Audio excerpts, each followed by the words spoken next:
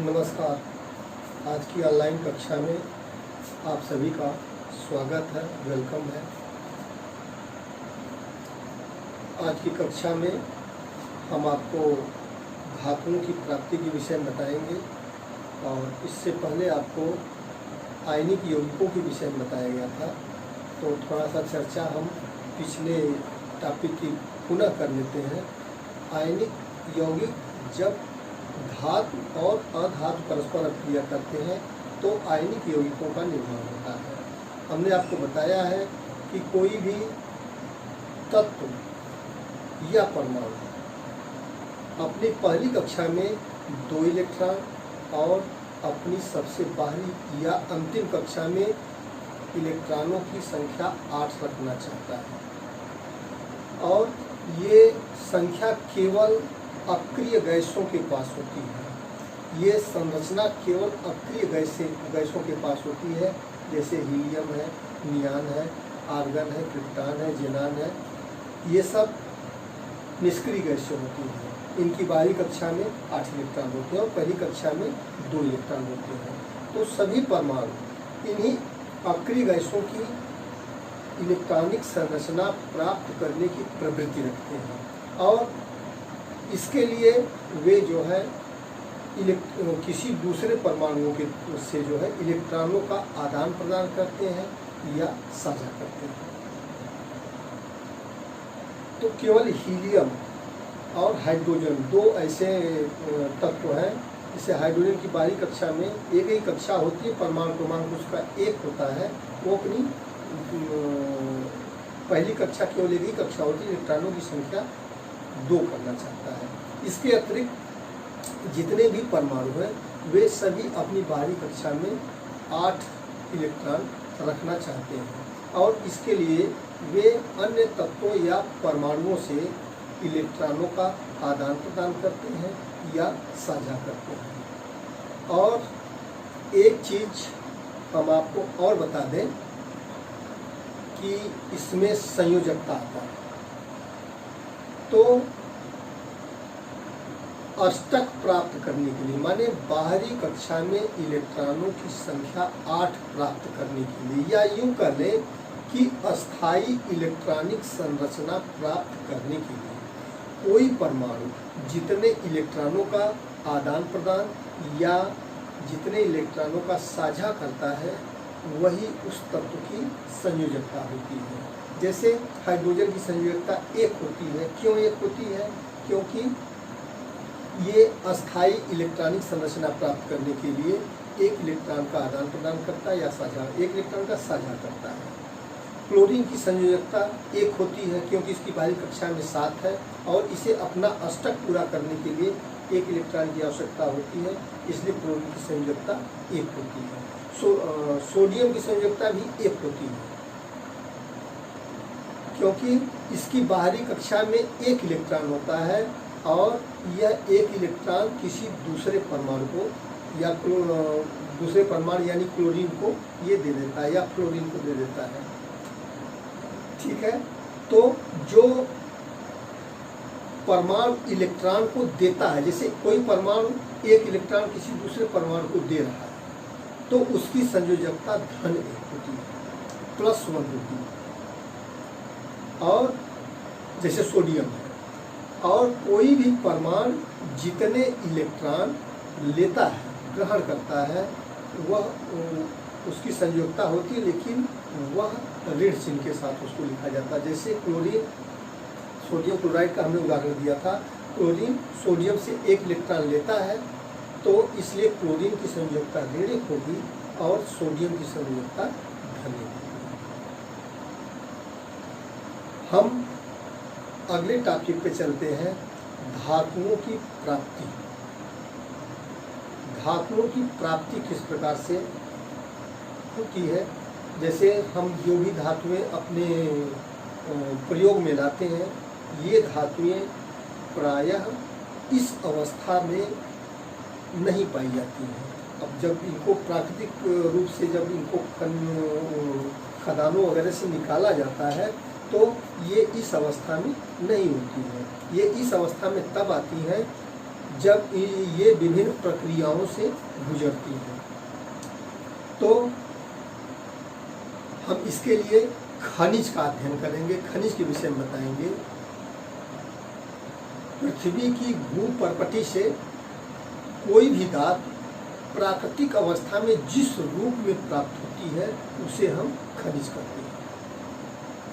जैसे तांबा है, तांबे के बर्तन हम देखते हैं, तांबा जो है पृथ्वी की खदानों से इस रूप में नहीं पाया जाता है, ये दूसरे रूप में पाया जाता है और इसको बहुत प्रक्रियाओं से गुजरना पड़ता है, तब जाकर के ये शुद्ध होकर के हमारे पास पहुंचती है। ठीक है, तो इसमें आता है पहले खनिज किसे कहते हैं। खनिज पृथ्वी की भूपर्पटी में धातुएं मूल रूप से जिस अवस्था में पाई जाती हैं उसे खनिज कहते हैं। प्यारे बच्चों, इसके बाद आता है अयस्क। अयस्क जो है ये खनिज का ही दूसरा रूप होता है और अयस्क ऐसे खनिज पदार्थों को कहा जाता है जिससे हमें धातु प्राप्त करने में काफ़ी आसानी हो और धातु हम कम खर्चे में प्राप्त कर सकें, उसे जो है हम अयस्क कहते हैं, कोर्स कहते हैं। तो खनिज और अयस्क का अंतर आप समझते होंगे। अयस्क जो है वो प्रत्येक अयस्क खनिज होता है और तो अयस्कों से ही प्रायः धातुएं प्राप्त की जाती हैं। अब धातुओं की प्राप्ति जो है, धातुओं की प्राप्ति का अध्ययन करने के लिए धातुओं की सक्रियता श्रेणी पे जाते हैं जो आपको पढ़ाया गया है। कुछ धातुएं अधिक अभिक्रियाशील होती हैं, उसके विषय में हमने बताया है कि अधिक अभिक्रियाशील धातुओं में पोटेशियम है, सोडियम है और कैल्शियम, ये अधिक अभिक्रियाशील धातुएं होती हैं। और कुछ धातुएं जो होती हैं मध्यम, उनकी अभिक्रियाशीलता जो होती है वो मध्यम होती है और कुछ धातुएं एकदम निम्न अभिक्रियाशील होती हैं। तो प्रत्येक धातुओं का निष्कर्षण हम कैसे करते हैं इसके विषय में हम चर्चा करेंगे। तो हम आते हैं कि जैसे हम अयस्कों से ही धातुओं को प्राप्त करते हैं, तो पहली प्रक्रिया जो होती है, चाहे वो निम्न अभिक्रियाशील धातु हो, चाहे मध्यम अभिक्रियाशील धातु हो, चाहे उच्च अभिक्रियाशील धातु हो, सभी का जो अयस्क होता है उस अयस्कों का सांद्रण, पहली प्रक्रिया है अयस्कों का सांद्रण। अयस्कों का सांद्रण प्यारे बच्चों किस प्रकार से करते हैं, वो जो है उसकी माने कई विधियां हैं। जैसे अयस्क जो है ये बड़ी बड़ी चट्टानों के रूप में प्राप्त होते हैं, तो इन चट्टानों को हैमर से या हथौड़े से मार करके, तोड़ करके इनके छोटे छोटे टुकड़े बना लिए जाते हैं। ठीक है, और इन टुकड़ों को क्या करते हैं, इनको ग्राइंडर में या चक्की में इन टुकड़ों को पीसा जाता है। ये अयस्कों के सांद्रण के विषय में हम बता रहे हैं, इनको जो है पीसा जाता है